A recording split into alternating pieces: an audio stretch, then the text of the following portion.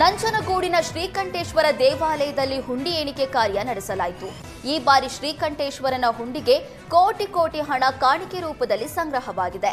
ಕಾರ್ತಿಕ ಮಾಸ ವಿಶೇಷ ಹಿನ್ನೆಲೆ ದಕ್ಷಿಣ ಕಾಶಿ ಶ್ರೀಕಂಠೇಶ್ವರನ ದರ್ಶನಕ್ಕೆ ಹೆಚ್ಚಿನ ಸಂಖ್ಯೆಯಲ್ಲಿ ಭಕ್ತರು ಆಗಮಿಸಿದ್ದಾರೆ. ನಂಜುಂಡೇಶ್ವರನಿಗೆ ಪೂಜೆ ಸಲ್ಲಿಸಿದ್ರೆ ಶುಭವಾಗುತ್ತೆ ಅನ್ನುವ ನಂಬಿಕೆ ಹಿನ್ನೆಲೆ ಭಕ್ತರು ದಂಡಾಗಿ ಆಗಮಿಸಿದ್ದಾರೆ. ಹೀಗಾಗಿ ದೇವಾಲಯದ ದಾಸೋಹ ಭವನದಲ್ಲಿ ಹುಂಡಿ ಎಣಿಕೆ ಕಾರ್ಯ ನಡೆಸಲಾಯಿತು.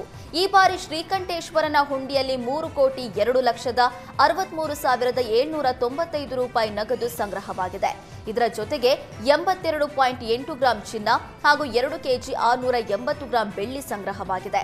ಅಲ್ಲದೆ 34 ವಿದೇಶಿ ಕರೆನ್ಸಿಗಳು ಕೂಡ ಸಂಗ್ರಹವಾಗಿದೆ. ಕಾರ್ತಿಕ ಮಾಸದಲ್ಲಿ ಶ್ರೀಕಂಠೇಶ್ವರನ ದರ್ಶನಕ್ಕೆ ಕೇರಳ, ತಮಿಳುನಾಡು, ಆಂಧ್ರಪ್ರದೇಶ, ಉತ್ತರ ಭಾರತ ಸೇರಿದಂತೆ ದೇಶ ವಿದೇಶದ ಭಕ್ತರು ಆಗಮಿಸಿದ್ದು ಈ ಬಾರಿ ಹೆಚ್ಚಿನ ಕಾಣಿಕೆ ಸಂಗ್ರಹವಾಗಿದೆ.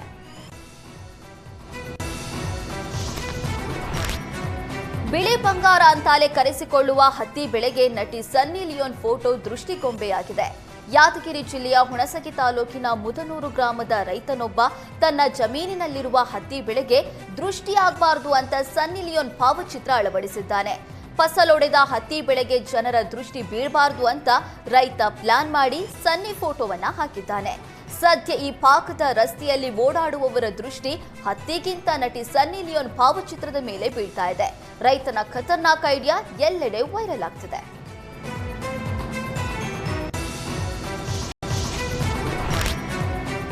ಅಕ್ರಮವಾಗಿ ಗೋವಾ ಮದ್ಯ ಮಾರಾಟಕ್ಕೆ ಯತ್ನಿಸಿದ ಆರೋಪಿಯನ್ನ ಪೊಲೀಸರು ಬಂಧಿಸಿದ್ದಾರೆ. ಉತ್ತರ ಕನ್ನಡ ಜಿಲ್ಲೆಯ ಅಂಕೋಲಾದ ಹಟ್ಟಿಕೇರಿ ಟೋಲ್ಗೇಟ್ ಬಳಿ ಆರೋಪಿಯನ್ನ ಪೊಲೀಸರು ವಶಕ್ಕೆ ಪಡೆದಿದ್ದಾರೆ.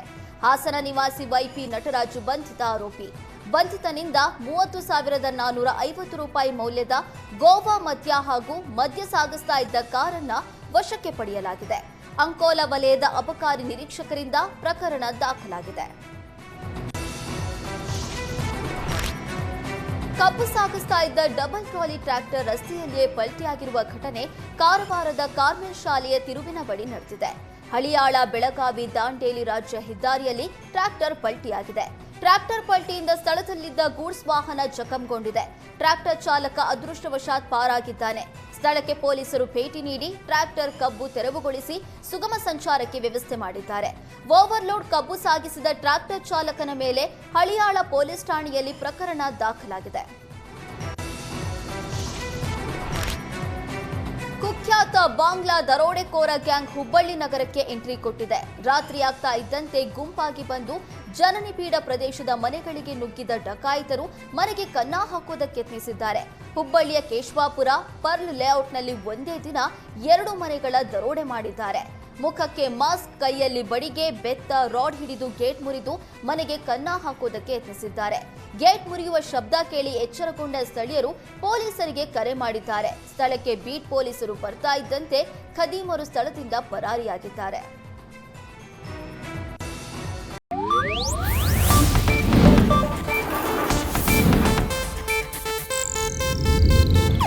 ಇದು ಏಷ್ಯಾನೆಟ್ ನ್ಯೂಸ್ ನೆಟ್ವರ್ಕ್ ಪ್ರಸ್ತುತಿ.